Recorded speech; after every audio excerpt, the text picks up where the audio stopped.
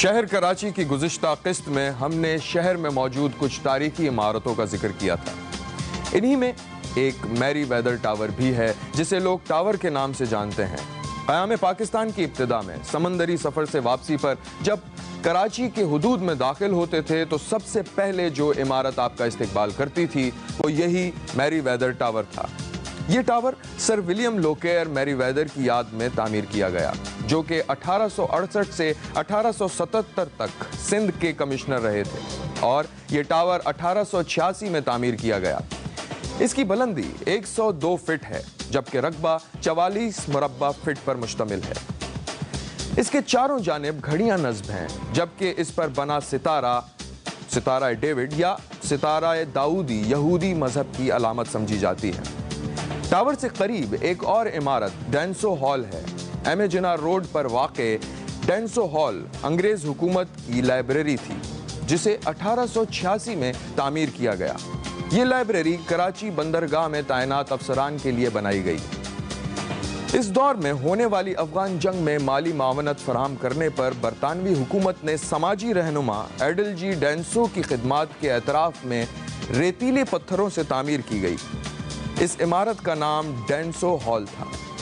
ایسی ہی ایک عمارت قائد اعظم ہاؤس میوزیم ہے، جسے پہلے فلیگ اسٹاف ہاؤس کہا جاتا تھا۔ 10,214 گز پر محیط یہ حویلی نما بنگلہ 1865 میں تعمیر کیا گیا۔ قیام پاکستان سے پہلے قائد اعظم محمد علی جناح نے اس عمارت کو اس کے اس وقت کے مالک سہراب کڑک سے خریدا۔ قائد اعظم محمد علی جناح کے انتقال کے بعد 13 ستمبر 1948 میں محترمہ فاطمہ جناح اس عمارت میں منتقل ہو گئیں۔ جب قائد اعظم کا انتقال ہو گیا تو پھر اس کو قائد اعظم میوزیم کا نام دے دیا گیا، اور یہاں پر قائد اعظم کے جو بہت ساری یادگار چیزیں تھیں، ان کے کپڑے تھے، ان کے اور بھی استعمال کے جو فرنیچر تھا، وہ سب یہاں پر رکھ دیا گیا ہے، اور اب یہ ایک بڑی قیمتی بلڈنگ بن گئی ہے، اور یہاں پر لوگ جو ہے وہ باقاعدگی سے یہاں پر جاتے ہیں۔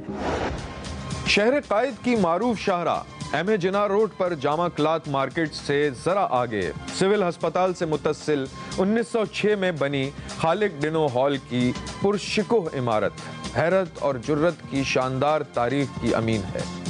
یہی وہ عمارت ہے جس کے ہال کو انگریز سرکار نے عدالت کی حیثیت دے کر تحریک خلافت کے رہنماؤں مولانا محمد علی جوہر، ان کے بھائی مولانا شوکت علی، مولانا حسین احمد مدنی، ڈاکٹر سیف الدین کچلو، مولانا نثار احمد کانپوری، پیر غلام مجدد سرہندی اور سوامی شنکر اچاریہ پر بغاوت کا مقدمہ چلایا، اور 26 دسمبر 1921 کو اسی ہال میں انہیں 2 سال کی سزا سنائی گئی۔ 3 دن تک یہاں پر یہ مقدمہ چلتا رہا، اور جتنے خلافت تحریک کے جو لیڈر تھے ان کو تمام کو یہاں انگریز لے آئے تھے، اور یہاں پر انگریزوں نے یعنی جو مقدمے چلائے اور ان کو 2 سال کی سزائیں دی گئی۔ قیام پاکستان کے 4 ماہ بعد اسی ہال میں قائد اعظم محمد علی جناح کی سربراہی میں آل انڈیا مسلم لیگ کا وہ غیر معمولی اجلاس ہوا جس میں مسلم لیگ سے آل انڈیا کے الفاظ ختم کرنے کا فیصلہ کیا گیا تھا۔ اس کے بعد بھی قائد اعظم محمد علی جناح یہاں تشریف لاتے رہے اور مختلف اجلاسوں سے خطاب بھی کیا۔ کراچی میں موجود اسٹیٹ بینک کی عمارت بھی کراچی کی اہم عمارتوں میں سے ایک ہے۔ اسٹیٹ بینک کی افتتاح 1 جولائی 1948 میں قائد اعظم محمد علی جناح نے کیا۔ پاکستان کی آزادی سے پہلے ریزرو بینک آف انڈیا اس علاقے کا مرکزی بینک تھا۔ اسٹیٹ بینک کے افتتاح کے بعد ریزرو بینک آف انڈیا کی پاکستان پر اجارہ داری ختم ہو گئی۔ سپریم کورٹ بینچ کا جہاں آج کل یعنی ہیئرنگ وغیرہ ہوتی ہے شاہین کمپلیکس کے سامنے، تو پہلے یہاں پر اسٹیٹ بینک کا دفتر قائم کیا گیا تھا، لیکن یہ جگہ بڑی ناکافی تھی، اور یہ ایک مرکزی بینک کے شان بھی جگہ نہیں تھی، لہذا یہ کہ ایوب خان کے زمانے میں یہ ایک پروگرام بنایا گیا، یہ منصوبہ بنایا گیا کہ اس کے لیے ایک بہترین جگہ تلاش کی جائے، ایک مرکزی سڑک پر ہو جو کہ کراچی کی کمرشل سڑک ہو، اور یہ کہ اہم جگہ ہو۔ تو یہ اسٹیٹ بینک کی عمارت یہاں پر میکل روڈ پہ تعمیر کرنے کا فیصلہ کیا گیا، اور یہ 10 منزلہ عمارت تعمیر ہوئی جو کہ اس وقت کی 1959 اور 60 کے زمانے میں ایک بہت ہی اونچی بلڈنگ ہوا کرتی تھی۔ قیام پاکستان کے بعد ملک میں انڈسٹریز کے قیام کا سلسلہ شروع ہوا۔ پاکستان میں قائم ہونے والی پہلی انڈسٹری ولیکا ٹیکسٹائل ملز کا افتتاح کراچی کے علاقے سائٹ میں قائد اعظم محمد علی جناح نے دسمبر 1947 میں کیا تھا۔ وہ اس تیزی سے پھر پھیلنا شروع ہوا ہے صنعتیں یہاں پر، کہ سینکڑوں صنعتیں یہاں پر لگ گئی، اور ملک کی جو صنعتی جو ترقی جو ہے وہ اسی علاقے سے شروع ہوئی، اور اس علاقے نے پھر ملک کی معیشت میں اہم کردار ادا کیا ہے۔ سائٹ کا بہت بڑا رول ہے ہمارے اس شہر کی معیشت کے اندر بھی اور پورے ملک کی معیشت میں بھی، کیونکہ جب لوگ آتے تھے جو انسکلڈ لوگ تھے وہ یہاں آ کر آن جاب ان کی ٹریننگ ہوتی تھی، اور اکثر پھر وہ انہی علاقوں کو منتقل ہو جاتے تھے جہاں سے وہ آئے تھے، اور اس لحاظ سے سائٹ کا پاکستان کے دوسرے علاقوں کی معیشت میں بھی بہت بڑا کنٹریبیوشن ہے۔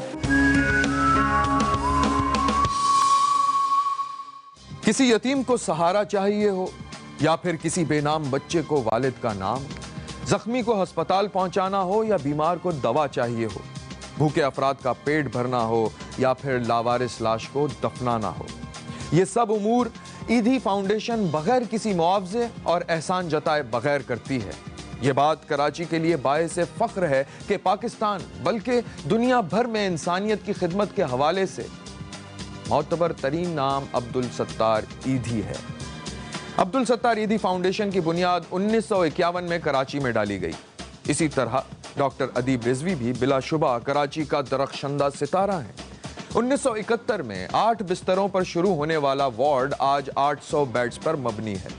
اسپتال SIUT پاکستان ہی نہیں بلکہ جنوبی مشرقی ایشیا میں گردوں کے علاج کے حوالے سے ایک مستند ادارہ مانا جاتا ہے۔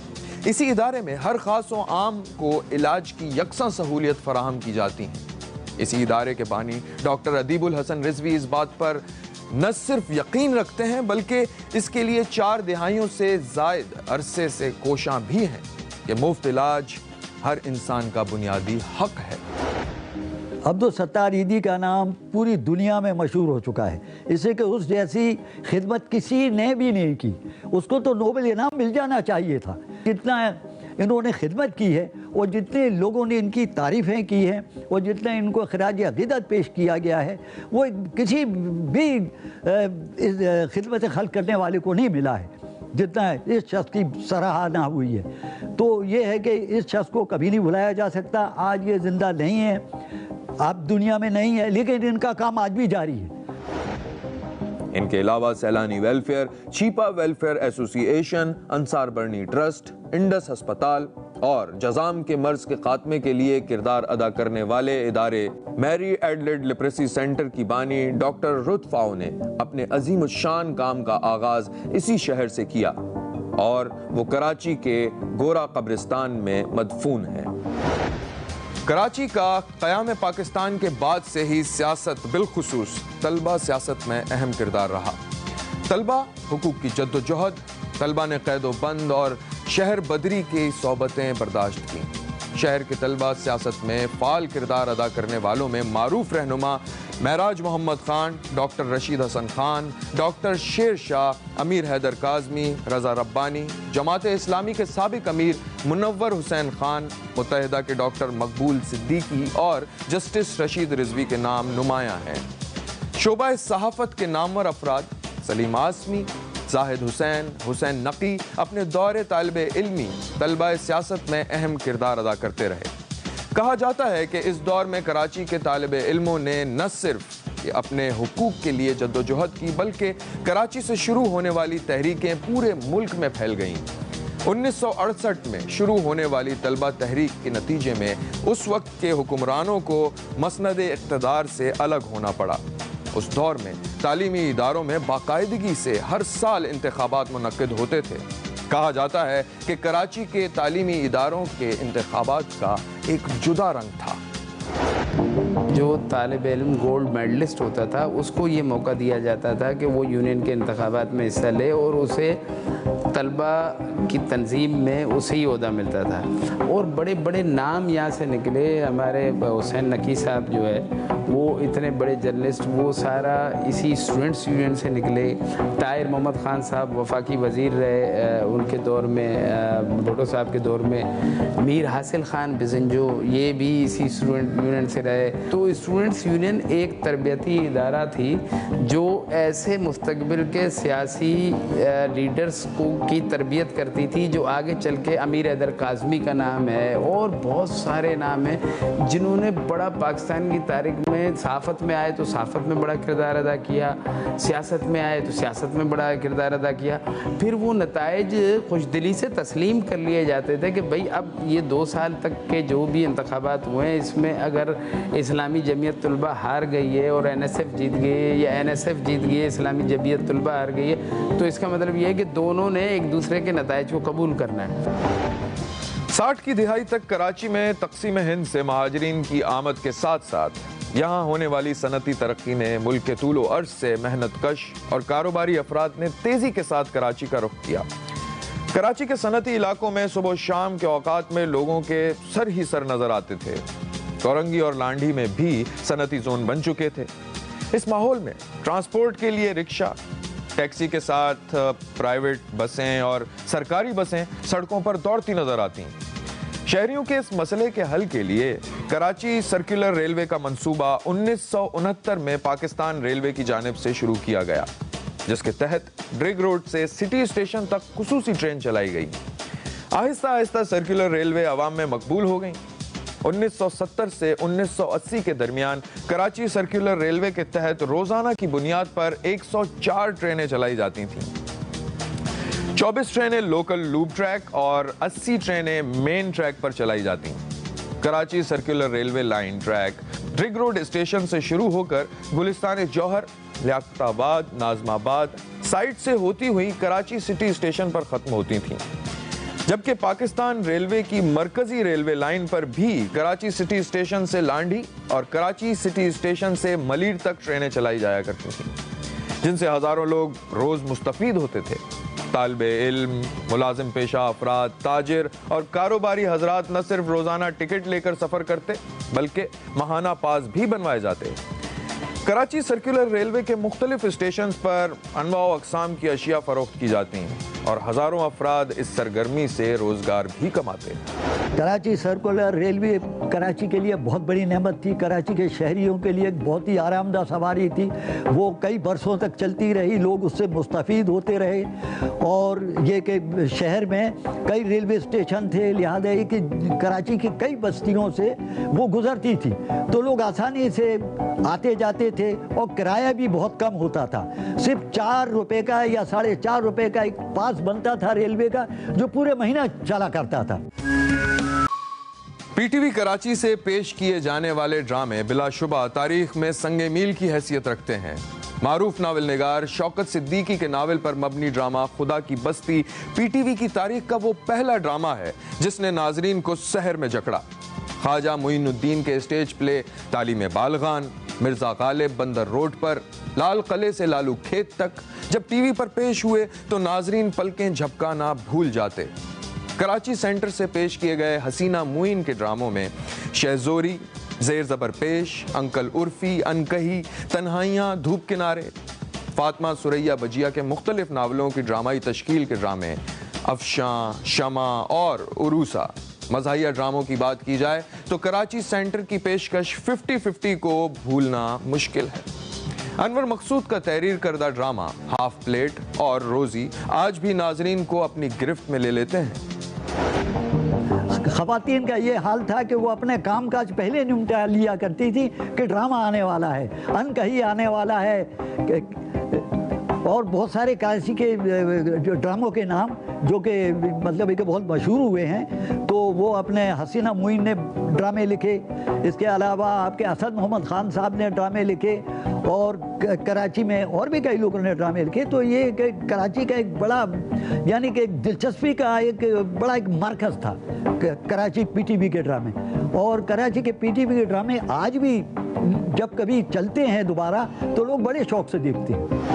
पाक कॉलोनी के करीब शहर की एक कदीम बस्ती गोलीमार है। इस इलाके में तकरीबन 100 बरस पहले एक मैदान में अंग्रेज फौजी निशानेबाजी की मशक किया करते थे। गोलियों की तड़तड़ाहट पर लोगों ने इसका नाम गोलीमार रख दिया और आज तक यही नाम है। इस तरह नाजिमाबाद में अब्बासी शहीद अस्पताल के पास एक इलाका है पापोश नगर। 50 की दिहाई की इब्तिदा में इसे जूता गली या जूता कॉलोनी कहा जाता था। बस्ती बढ़ी तो यहाँ मौजूद लोगों ने महसूस किया कि जूता कॉलोनी या जूता गली मुनासिब नाम नहीं, और फिर जूता कॉलोनी का फारसी तर्जुमा कर दिया। पापोश के फारसी माने जूते के हैं। गोया अगर आप पापोश नगर का उर्दू तर्जुमा करें तो उसे जूता कॉलोनी ही कहेंगे। इसी तरह कुछ स्टॉप भी हैं, इन्हीं में नागन चौरंगी भी शामिल है। निस्फ सदी से ज़ायद अरसे पहले बाकायदा चौरंगी तो मौजूद नहीं थी, लेकिन इस जगह से बल खाते कई रास्ते निकलते थे, इसीलिए इसका नाम नागन चौरंगी रख दिया गया। यहाँ अब फ्लाईओवर बन चुका है, लेकिन उसे भी नागन फ्लाईओवर कहा जाता है। यूपी मोड़ से शाह मोहम्मद कब्रिस्तान की तरफ जाते हुए सिद्दीकी मार्केट के पास एक छोटा सा चौराहा डिस्को मोड़ आता है। इसका सरकारी नाम अल आमिना एवेन्यू है, लेकिन इसे डिस्को मोड़ कहा जाता है। इस नाम की वजह तस्मिया भी बड़ी दिलचस्प है। आज से तकरीबन 30-35 साल पहले ये चौराहा बहुत टूटा फूटा होता था और यहाँ से मुड़ने वाली बसें बुरी तरह हिलने लगती थीं। बस कंडक्टर मजाकन कहते थे बस डिस्को कर रही है। बस स्टॉप को डिस्को मोड़ नाम दे दिया गया। कराची की अहमियत और वुसअत हर आए दिन बढ़ती जा रही है। यहाँ रहने वालों ने नामसाइद हालात का सामना भी किया और खुशी और मसरत के बेशुमार लम्हों को भी महसूस किया। मुल्क की तरक्की का अहम तरीन शहर और इसके बासी मुंतजिर हैं कि इसकी असल शनाख्त, जिसमें तालीम का आला मयार जो इसकी पहचान रही, बहाल हो, रोजगार और सेहत की सहूलतें मैसर आएँ, टूट फूट का शिकार सड़कें दोबारा वैसी ही हो जाएं जैसी माजी में हुआ करती थी। यहाँ इल्मी, समाजी और सकाफती सरगर्मियाँ जो इसका खासा थीं फिर अपना उरूज पाएँ। इस शहर ने हमेशा बिला तखसीस रंग व नस्ल व मजहब सबको अपने दामन में सुमोया है, और आज भी इस शहर का दामन इतना वसी है कि मजीद लोगों को साहिबा मुहैया कर सकता है।